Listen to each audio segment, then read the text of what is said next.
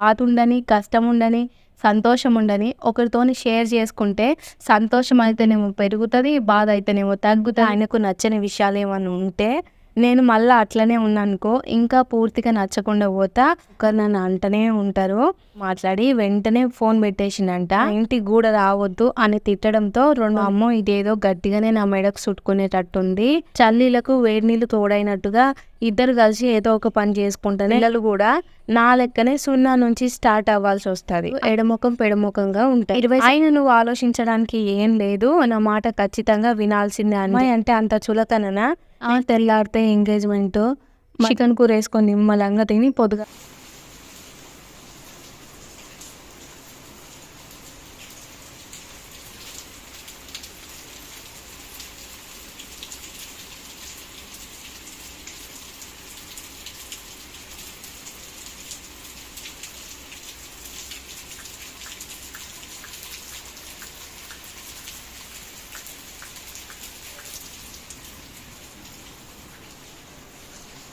Hi అందరికీ, అందరు ఎలా ఉన్నారు? నేను బాగున్నాను. మీరు కూడా బాగుండాలని మనస్ఫూర్తిగా కోరుకుంటున్నాను. చూస్తున్నారు కదా, పొద్దుగా లేవగానే మస్తు వర్షం పడుతుంది. అంటే నిన్న నైట్ నుంచి ఉంది. ఇక పొద్దున 4 గంటలకట్లా ఒక ముసురులాగా పడుతుంది. ఇక నేను టిఫిన్ చేయాలని లోపలికి వచ్చిన. ఈరోజు కూడా టిఫిన్ చేసుకుంటూ నేనైతే మీకు ఒక ముచ్చట చెప్తా. ఏంటి అంటే, మొన్నటి వీడియోలో నేను ఎంగేజ్మెంట్కి ఎలా ఒప్పుకున్నానో అని చెప్పిన కదా, మరి నా వైపు నుంచి ఎంత స్టోరీ నడిచిందో అంతే స్టోరీ మా సార్ వైపు నుంచి కూడా నడిచింది. నేను మా సార్ ఎలా ఒప్పుకున్నాడో అని కూడా నేను మీకు ఈ వీడియోలో చెప్తానండి. ఎందుకు అంటే, ఒకసారి మనం ఏదైనా విషయం గురించి ఒకరికి చెప్తే పూర్తిగా చెప్పాలి కదా, సగం సగం చెప్పడం కరెక్టే కాదు. మళ్ళీ నేను మీకు పూర్తిగా చెప్పలేదు అంటే నాకు కూడా మస్తు బాధ అవుతుంది. ఎందుకు అంటే, ఒక విషయాన్ని మనం ఇన్ని రోజుల నుంచి ఇట్లా జరిగిందని ఎవరితోని షేర్ చేసుకోకుండా సడన్గా ఒకరికి చెప్పినాం అనుకో, ఆ విషయాన్ని ఆ ముచ్చటిని మొత్తం చెప్పాలని అనుకుంటాం. అట్లా చెప్పడం వల్ల మనకు కూడా కొంచెం భారం తగ్గుతుంది. దాంట్లో బాధ ఉండని, కష్టం ఉండని, సంతోషం ఉండని ఒకరితోని షేర్ చేసుకుంటే సంతోషం అయితేనేమో పెరుగుతుంది, బాధ అయితేనేమో తగ్గుతుంది. ఇంకా లేకపోతే మన వైపు ఏమైనా తప్పు ఉంటే వాళ్ళు సలహా కూడా ఇస్తారు కదా. ఇలా చెప్పడం వల్ల కొంచెం భారాన్ని అయితే తగ్గించుకోవచ్చు అని నాకు అనిపించింది. అయితే నేను ఎట్లా ఒప్పుకున్నానో మీ అందరికీ చెప్పిన. మా సార్ ఎట్లా ఒప్పుకుంటాడో కూడా నేను మీకు చెప్తాను. ఒకవేళ మీకు ఇలా చెప్పడం నచ్చకపోతే మీరు చెప్పండి, సరితా మాకు ఈ ముచ్చట నచ్చట్లేదు, నువ్వు చెప్పకు నాన్న అంటే నేను ఈ విషయాన్ని ఇక్కడికే స్టాప్ చేస్తాను. ఇక అసలు ముచ్చటకు వస్తే, మా సార్ ఎంగేజ్మెంట్కి ఎలా ఓకే చెప్పిండో నాకైతే ముందు తెలియదు. పెళ్ళైన తర్వాత ఎందుకు అంటే, ఎంత ఇష్టం లేకుండా చేసుకున్నా కూడా పెళ్ళైన తర్వాత కలిసే ఉండాలి కదా. అలాంటప్పుడు మరి తను నన్ను ఎందుకు చేసుకోను అని చెప్పిండో ఆ కారణాలు కూడా నాకు తెలియాలి అని నేను మా అక్కల్ని అడిగితే, అప్పుడు మా అక్కలు అన్నారు కదా, ఎందుకే మళ్ళీ అయిపోయిందని తవ్వుతావు, అయ్యిందేదో అయిపోయింది, ఇప్పుడైతే దాన్ని వదిలేసి మంచిగా ఉండరాదని మా అక్కలు చెప్పిండ్రు. కానీ నేను చెప్పిన కదా, నా దగ్గర ఒకవేళ ఆయనకు నచ్చని విషయాలు ఏమైనా ఉంటే నేను మళ్ళీ అట్లనే ఉన్నానుకో ఇంకా పూర్తిగా నచ్చకుండా పోతా. మళ్ళీ మనకు కూడా ఇబ్బంది అవుతుంది అక్క. ఇద్దరం ఎట్లాగో కలిసి చేసుకున్నప్పుడు కలిసి కాపురం చేయాలి కదా. మరి ఆయనకు నా దాంట్లో నచ్చని విషయాలు ఏమైనా ఉంటే నేను కూడా మార్చుకొని ఆయనకు అనుగుణంగా ఉండాలి కదా అని మా అక్కని అడిగితే, ఇక మా అక్కలు చెప్పిన దాని ప్రకారం చేసుకోవడానికైతే ఆయనకు ఎప్పుడు పర్సనల్ రీజన్స్ అంటూ ఏం లేవు. కానీ ఎప్పుడు ఒకటే అంటుండే, ఆ అమ్మాయి నాకన్నా చాలా చిన్నపిల్ల, చేసుకుంటే మాకు ఏజ్ గ్యాప్ చాలా ఉంటుంది, తను ఆలోచనలు ఎప్పుడు చిన్నపిల్లలాగానే ఉంటాయి, ఇక ఎప్పుడు ఆ పిల్ల ఏం చేసినా అన్ని చిన్నపిల్లల చేష్టలే ఉంటాయి, అందుకే వద్దు అంటున్నా. నేను అంత చిన్నపిల్లల్ని చేసుకుంటే నేను ఒక టీచర్ని కదా, నా స్టూడెంట్స్కి ఏం సమాధానం చెప్పాలి, ఎవరో ఒకరు నన్ను అంటనే ఉంటారు, ఆయన కూడా అంత ఏజ్ గ్యాప్ ఉంటే మైండ్ సెట్ చాలా డిఫరెంట్గా ఉంటుందని చెప్పి నేనే నా పిల్లలకి పాఠాలు చెప్తున్నా. మరి మీరు అందరేమో నా వృత్తికి గౌరవం ఇచ్చి కూడా అయ్యో చేసుకోడంట అని చెప్పేసి మీరు నన్ను వదిలేస్తలేరు, పట్టుకొని అట్లనే కూర్చుండ్రు, మీరు నా గురించి ఏం ఆలోచిస్తలేరని మా సార్ కోపంగా మాట్లాడి వెంటనే ఫోన్ పెట్టేసిండంట. అప్పుడు మా అక్క, బావ, మా మామయ్య దాదాపుగా మా సార్ని ఒప్పించడానికి 2 నెలల టైం పట్టిందంట. అయితే మా సారు, మీరెంత మొండిగా గట్టిగా ఉంటారో నేను కూడా అంతే గట్టిగా నిలబడతా, ఎట్టి పరిస్థితిలోనూ ఆ అమ్మాయిని చేసుకునే మాటే లేదని చెప్పి గట్టిగా మాట్లాడిందంట. అప్పుడు మా మామయ్య అన్నారంట కదా, అరే నేను ఆల్రెడీ వాళ్ళ నాన్నకి మాట ఇచ్చిన, నువ్వు నా మాట పోగొడితే నువ్వు నా ఇంటికి కూడా రావద్దు అని తిట్టడంతో 2 నెలల నుంచి మా వాళ్ళందరూ కలిసి మా సార్‌తోని మాట్లాడడం. కానీ మా సార్ మాత్రం ఎన్నిసార్ల మామయ్య వాళ్ళకి ఫోన్ చేసినా కూడా మామయ్య కూడా, అక్క కూడా ఒక్కసారి కూడా ఫోన్ ఎత్తి మాట్లాడలేదంట. కానీ ఏంటంటే మా సంధ్య ఉంటది. మా సంధ్య దగ్గర నుంచి ఇంట్లో ఏం జరుగుతుంది, మాటలు మాట్లాడుకుంటుర్రా, ఆపేసిండ్రా అని చెప్పి మా సారు సంధ్య దగ్గర నుంచి ఇన్ఫర్మేషన్ తీసుకునేవాడంట.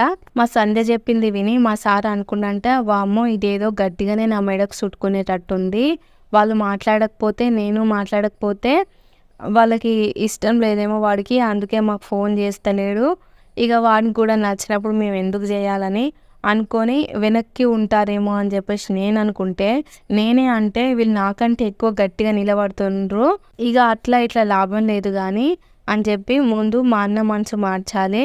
ఒకవేళ మా అన్న మనసు మారితే ఇక మా నాయన కూడా ఆటోమేటిక్గా మారిపోతాడు అని చెప్పి మా సార్ ఏం చేసిండంటే మా పెద్ద బాబుకు ఫోన్ చేసిండంట. ఫోన్ చేసి, అన్న ఆమె చిన్నపిల్ల, అందుకే నేను వద్దు అంటున్నా ఇక అని అదొకటి ఇదొకటి చెప్తే, అప్పుడు మా బావ ఏందిరా అంటే చిన్నపిల్ల పెద్ద పిల్ల అంటావు, ఈ దునియాలో ఏమైనా నువ్వు ఒక్కనివే ఏజ్ గ్యాప్ ఉన్న పిల్లని చేసుకుంటున్నట్టు మాట్లాడతావు, చేసుకునేటోళ్ళు ఎంతమంది లేరురా, ఇంకా ఏజ్ ఎక్కువ ఉన్న వాళ్ళని రెండో పెళ్లి మూడో పెళ్లి చేసుకునే ఆడోళ్ళు మగోళ్ళు, నువ్వు ఎంతసేపు ఏజ్ తక్కువ ఉందని అదే చదువుతావేంద్రా, సీరియస్ చెప్పు నీ మనసులో ఉన్న మాట ఏందో అని అడిగిందంట మా బావ. అప్పుడు మా సారు, నేను ఇప్పటిదాకా ఎందుకు పెళ్లి చేసుకోలేదు, నేను నాకు సరిపడా పిల్లని చూసి చేసుకోవాలనే ఉద్దేశంతోనే నేను ఇప్పుడు టీచర్గా చేస్తున్నా, నాకు కూడా మంచిగా చదువుకున్న పిల్లని పెళ్లి చేసుకోవాలి, ఇద్దరం కలిసి ఒకే దగ్గర చదువు చెప్పుకుంటూ పని చేయాలని నేను అనుకున్నా. ఈ రోజులలో భర్త ఒక్కడు పని చేసి భార్య పిల్లని చూసుకోవడం చాలా కష్టం.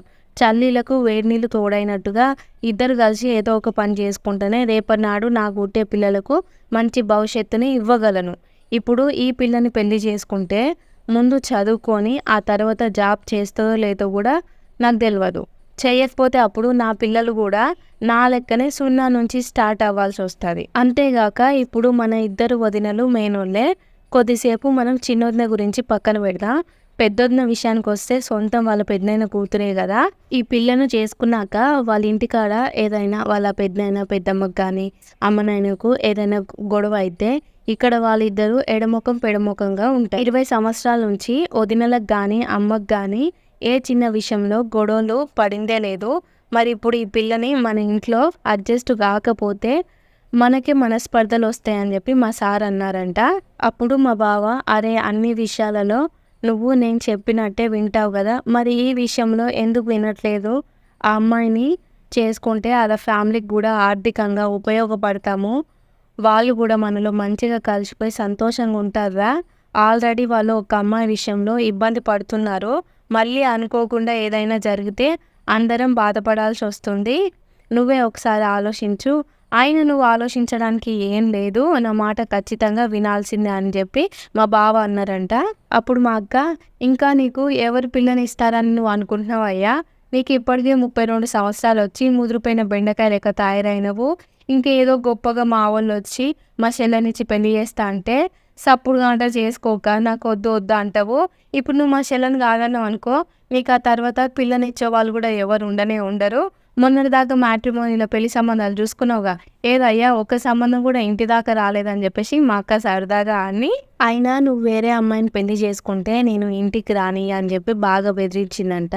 ఎందుకు అంటే అప్పుడు నేను చిన్నపిల్లని, మా దగ్గర కొంచెం పైసలు లేవు కదా, అయితే చాలామంది రిలేటివ్స్ చేసుకోరని చెప్పేసి మా అక్క వాళ్ళతోనే ఛాలెంజ్ చేసిర్రంట. ఇక మా అక్క ఏం చేసిందంటే, ఆహా మా మరిది మేము చెప్పినట్టే వింటాడు కదా, ఈ బయటి వాళ్ళందరూ వచ్చి చేసుకుంటారు లేదు అని చెప్పేసి మాకు సవాల్ విసరడం ఏంది అని చెప్పి మా అక్క కూడా సీరియస్గా తీసుకొని మా సార్ని అయితే గట్టిగా బెదిరించింది. ఇక అప్పుడు మా సారు ఇక చెప్పిండంట, మీకు నచ్చినట్టే కానీ ఇది, ఇక మీరు ఎట్లా చెప్తే అట్లా చేస్తా అని చెప్పగానే ఇక మా సార్ ఓకే చెప్పిన వెంటనే మా వాళ్ళు ఏం చేసినంటే, మళ్ళీ లేట్ చేసిందనుకో, ఇప్పటికే వీని మనసు మారుతందుకు 2 నెలల టైం పట్టింది, మళ్ళీ ఏమైనా తిక్క పుట్టిందనుకో మళ్ళీ మొదటికి మోసం వస్తుందని చెప్పి ఇక మా సార్ ఓకే చెప్పగానే వెంటనే ఎంగేజ్మెంట్ డేట్ అయితే ఫిక్స్ చేసిండంట. ఇక్కడ చూడండి, అబ్బాయికి అయితే 2 నెలల ముందు చెప్తారంట, ఆయన ఒప్పుకున్న తర్వాతనే ఇక మాట ముచ్చట ఎంగేజ్మెంట్ డేట్ అన్నీ ఫిక్స్ చేస్తారంట. కానీ అమ్మాయికి ఏమో అన్నీ ఓకే అయిన తర్వాత 3 రోజుల ముందు ఎంగేజ్‌మెంట్ అని చెప్తారంట. అంటే అమ్మాయి ఇష్టంతోని అవసరం లేదు. అమ్మాయి ఏందంటే ఇంట్లో పరిస్థితులని, ఆళ్ళ బాధ, ఈళ్ళ బాధ చూసి ఎట్లనో అట్లా ఒప్పుకుంటదని చెప్పేసి ఒక ధైర్యం ఉండి 3 రోజుల ముందు చెప్పిర్రు మా వోళ్ళిక్కడ నాకు. అసలు ఇదెక్కడ న్యాయము? అమ్మాయి అంటే అంత చులకననా? నేను ఎప్పుడు ఒకటే చెప్తాను. పెళ్లి విషయంలో ఒక అబ్బాయి ఇష్టానికి ఎంత విలువ ఇస్తారో అమ్మాయికి గూడా తన పెళ్లి విషయంలో అంతే విలువ ఇచ్చి తన ఇష్టాన్ని అడగాలి. ఎందుకు అంటే రేపటినాడు పెళ్లి చేసుకున్నాక అబ్బాయి ఒక్కడే కాదు కాపురం చేయాల్సింది. అమ్మాయి కూడా చేయాలి. అంటే అబ్బాయి ఇష్టంతో పాటు ఖచ్చితంగా అమ్మాయి ఇష్టం ఉండాలి. కానీ ఇంట్లో పరిస్థితులని ఆళ్ళ బాధ, ఈళ్ళ బాధ చూసి అమ్మాయి ఒప్పుకుంటదని చెప్పేసి మొండి ధైర్యం పేరెంట్స్‌కి అస్సలు ఉండొద్దు. నేనేమంటా అంటే సరే మీ పరిస్థితులు బాలేదు పెళ్లి చేస్తుండ్రు. కాకపోతే వేరే సంబంధం చూసి ఇంకా 10, 20 సంబంధాలు చూసి కూడా పెళ్లి చేయొచ్చు. ఒక్కళ్ళనే చేసుకోవాలి, ఆళ్ళనే చేసుకోవాలని చెప్పి ఒప్పించే పద్ధతి ఉంటది కదా! ఇది కరెక్ట్ కాదని చెప్పి నాకనిపిస్తది. మరి మీరేమంటారో కూడా కామెంట్ చేసి చెప్పండి నాకు. ఇక ఫైనల్‌గా అయితే మా ఎంగేజ్‌మెంట్ డేట్ ఫిక్స్ చేసిండ్రు. ఏప్రిల్ 22, 2018. ఇక ఎంగేజ్‌మెంట్ అనంగానే షాపింగ్ చేయాలి కదా! అబ్బాయిలకి ఏముంటది ఒక పాయింటు, ఒక షర్ట్ ఏడ తీసుకున్నా నడుస్తది. ఇక అమ్మాయిలకు చీర, బ్లౌజ్ ఇవన్నీ కావాలి కదా! అయితే మేము మా సార్ వాళ్ళైతే ఒకే దగ్గర షాపింగ్ ఏం చేయలేదు. మా సార్‌కేమో పాయింటు, షర్టు వాళ్ళ అన్న తీసుకొచ్చిండంట. ఇక నాకేమో బ్లౌజు, చీర ఏమో సిటీలో మా అక్క ఉంటది. మా వాళ్ళు అన్నారు కదా! 19th ఏప్రిల్ రోజు అక్క దగ్గరికి వెళ్ళి ఆల్రెడీ అక్క సెలెక్ట్ చేసి పెట్టిందంట. నువ్వు చూసి ఓకే చేయి అని చెప్పి మా వాళ్ళైతే నన్ను సిటీకి పంపించిండ్రు. ఇక నేను సిటీకి వెళ్ళేసరికి అక్క చీర సెలెక్ట్ చేసింది. బ్లౌజ్ కూడా ఆల్రెడీ స్టిచ్చింగ్ చేయించడానికి ఇచ్చింది. ఇక ఇచ్చిన తర్వాత కలర్ ఏమైనా ఎక్స్చేంజ్ చేసుకుంటావా అంటే ఏం కాదు పర్లేదు కలర్ మంచిగానే ఉందనుకున్నా. రామా గ్రీను బార్డర్ వచ్చేసేమో బ్లూ కలర్ ఉంది. ఇక నాకు కూడా నచ్చింది మంచిగుంది. ఇక అది చీర సెలెక్షన్ అయిపోయినాక ఇక మెడలో వేసుకోవడానికి చైన్లు తీసుకోవాలి కదా! షాపింగ్ పోదాం పా అంటే నేను అక్కకి చెప్పిన ఏదో ఒకటి తీసుకోరాదక్క ఇక మళ్ళీ ఇప్పుడు షాపింగ్‌కి ఎందుకు? నాకు ముందు ఎగ్జామ్స్ ఉన్నాయి నేను హాస్టల్‌కి వెళ్ళిపోతా అంటే అక్కుండి ఒక 10, 15 మినిట్స్‌లో అయిపోతది పక్కనే కదా! చేసుకొని వెళ్దాంలే అంటే ఇక అక్కడ పోయినాం. అక్కడ పోయినాక మెడలో వేసుకోవడానికి ఒక చైను, ఆ తర్వాత నడుము పట్టి, ఇక చీర మీదకి కావాల్సిన గాజులైతే తీసుకున్నాం. ఇక మా సారేమో 20 రోజు మార్నింగ్ బీహార్ నుంచి ఇంటికి వచ్చిండంట. ఇంటికి రాగానే మొన్నటిదాకా ఇవన్నీ వాదనలు ఫోన్‌లోనే జరిగినాయిగా. ఇంటికి రాగానే మా మామయ్యని, మా అత్తమ్మని, అక్కని, బావని గట్టిగా తిట్టిండంట. అంతా మీ ఇష్టం ఇగ. మీకు నచ్చినట్టు చేస్తారా? నేను రేపు ఎంగేజ్‌మెంట్‌కి రానే రాను అని చెప్పేసి ఇంట్లో ఉన్న బకెట్లు అవి ఇవి ఎత్తేసి నాన్న గొడవ చేసిండంట. కాకపోతే మా సారు ఒప్పుకున్నాడు వస్తా అని చెప్పేసి ఎంగేజ్‌మెంట్ చేసుకుంటా అని. అందుకే కదా బీహార్ నుంచి ఇంటికి వచ్చిండ్రు. కాకపోతే మా సార్ మాట ఎవ్వరు వినట్లేదని చెప్పేసి ఆయనకు కూడా కొంచెం కోపం వచ్చింది కాబట్టి ఇంటికి రాంగానే అట్లా చేసిండంట. ఇక నేనేమో శారీ తీసుకోవడానికి సిటీకి వచ్చిన కదా! సిటీకి వచ్చిన తర్వాత ఇంకా శారీ సెలక్షను, బ్యాంగిల్స్ ఇవి తీసుకోవడం అయిపోయినాక అటునుంచి అటే నేను హాస్టల్‌కి వెళ్ళిపోయినా. నేను హాస్టల్‌లో ఉండేది. ఇక మా వాళ్ళేందంటే, "ఇంకా 2 రోజులే ఉంది గదా! నువ్వు మళ్ళీ ఎందుకు హాస్టల్‌కి పోయినావు" అని జెప్పేసి, ఆ రోజు నైట్ ఒకటే ఫోన్లు చేస్తుర్రు. నేను చెప్పిన, "ప్రాక్టికల్ ఎగ్జామ్స్ వస్తున్నాయి. సిలబస్ ఇస్తుండ్రు.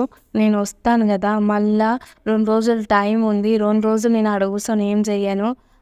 ఈ 2 డేస్ కాలేజీకి పోయి ఇంకా నేను గ్ బ్యాంగిల్స్ అవన్నీ తీసుకున్నాను గదా! తీసుకొనొస్తా" అంటే, మా వాళ్ళు అస్సలు ఇంటలేరు. మరి వాళ్ళకి గూడా మస్తు టెన్షన్ ఉంటది గదా! 3 రోజుల ముందు చెప్పినాం. ఇదేమో సరే అని చెప్పి హాస్టల్‌కి పోయి ఉంది. ఇంకా ఇంటికొస్తలేదు. తెల్లారితే ఎంగేజ్‌మెంటు. మళ్ళీ అందరూ చుట్టుపక్కనోళ్ళు ఏమంటారు, ఏంది అని చెప్పేసి వాళ్ళు కూడా మస్తు టెన్షన్ పడ్డారు. కానీ నాకేం అట్లా అనిపియలేదు. ఎందుకంటే ఆల్రెడీ ఓకే చెప్పిన తర్వాత మళ్ళా పదే పదే వాళ్ళని మీరు అట్లొప్పించిర్రు, ఇట్లొప్పించిర్రు అని చెప్పేసి వాళ్ళ ముంగట ఏడవడం, తూడవడం, వాళ్ళని తిట్టడం ఇయన్నీ కరెక్ట్ కాదు గదా! నాకనిపించింది. ఇక దీన్ని ఈడికే వదిలేద్దాం. ఏదైతే అదయింది. లాగి చేయొద్దని చెప్పి నేను అనుకున్నా. కానీ మా వాళ్ళేమో ఇట్లా టెన్షన్ పడుతుండ్రు. ఇక సర్లే అని చెప్పేసి 21 రోజు మార్నింగ్ అయితే ఇంటికి పోతున్నా. ఇంటికి పోతుంటే మా అక్కలు చౌటుపల్లికి రాగానే నాకు ఫోన్ చేసి మెహందీ తీసుకురా అని చెప్పిండ్రు. నేను చెప్పిన కదా!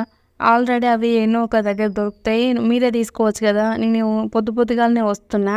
షాపులు ఉండవు ఏముండవు. ఈ పని కూడా నాకే చెప్తారు ఏందక్క అంటే, చూడు 11 అయితుంది కదా! ఎన్నో ఒక దగ్గర దొరుకుతాయి అని చెప్పంటే, ఇక సర్లే అని చెప్పేసి మెహందీ తీసుకొని అయితే ఆ రోజు మార్నింగ్ ఇంటికి పోయినా. నేను ఇంటికి వెళ్ళేటప్పుడే నాతో పాటుగా అక్క శారీ, బ్లౌజ్ కూడా పంపించింది. కానీ నేనేం చేసిన అంటే బ్లౌజు ఫిట్ అయిందా లేదా అని చెప్పేసి నేను చెక్ చేసుకోలేదు. ఇక ఇంటికి పోగానే మా వాళ్ళు నేను అసలు చెప్పులు ఆడ ఇప్పినో లేదో, ఆ చీర ఎట్లుంది, జాకెట్ ఎట్లుంది, చూపి చూపి అని చెప్పేసి ఒక్కటే అంటారు. నేను చెప్పిన ఎట్లాగో ఇంట్లోకి తీసుకొచ్చిన కదా, మస్తు టైం ఉంది కదా, నిమ్మలంగా తీయొచ్చు కదా, అంత హడావిడి ఎందుకు అని చెప్పేసి గట్టిగా కొంచెం కోపంగా మాట్లాడినా. అప్పుడు మా అమ్మ ఏమన్నదంటే, సరిగా కాళ్ళు కడుక్కొని చికెన్ కూర వండిన, అన్నం తినిపోరా అని చెప్పేసి అన్నది. ఆ రోజు మా అక్క వాళ్ళు కూడా వచ్చారు కాబట్టి అమ్మ చికెన్ కూర వండింది. ఇక పోయినా కాళ్ళు చేతులు కడుక్కున్నా, మంచిగా గిన్నె నిండా అన్నం పెట్టుకొని చికెన్ కూర వేసుకొని నిమ్మలంగా తిని పొద్దుగాల 11:30కి వండుకుంటే ఈవినింగ్ 5 గంటలకు లేచిన. ఇక తెల్లారితే ఎంగేజ్మెంట్ కదా, ఇక నైట్ కోన్లు వేసుకున్నాము. ఇక మా అక్కలు ఏం చేసిందంటే నాకు కోన్ డిజైన్ వస్తుందనమాట. నేను వేసుకోకుండా ఆపి ఫస్ట్ వాళ్ళందరికీ 6 గంటల నుంచి మొదలుపెట్టిండ్రు. అందరు కోన్లు వేసుకున్నాక లాస్ట్కి నేను వేసుకునే వరకు రాత్రి 11 అయింది. మళ్ళీ కడుపు నిండా చికెన్తో అన్నం తిన్నా, మళ్ళీ వండుకున్నా. ఇక తెల్లారి ఎంగేజ్మెంట్ రోజైతే రానే వచ్చింది. మరి ఈ వీడియోలో మా సార్ ఎట్లా ఒప్పుకుంటో చెప్పిన, ఎంగేజ్మెంట్ ముందు జరిగిన విషయం కూడా మీ అందరికీ చెప్పిన. ఇక ఎంగేజ్మెంట్ ఎట్లా జరిగిందని చెప్పి ఈ వీడియోలో అయితట్లేదు. నేను దాని గురించి అయితే నెక్స్ట్ వీడియోలో చెప్తా. మరి మీ అందరికీ ఈ వీడియో ఎట్లా అనిపించిందో కూడా కమెంట్ చేయండి. దీంట్లో ఒకవేళ నేను చేసిన మిస్టేక్స్ ఏమైనా ఉంటే కూడా నాకు కమెంట్ చేసి చెప్పండి. ఒకవేళ మీ అందరికీ ఈ వీడియో నచ్చితే లైక్ చేసి మన ఛానల్ని సబ్స్క్రైబ్ చేయండి. ఓకే ఫ్రెండ్స్, బాయ్ మరి.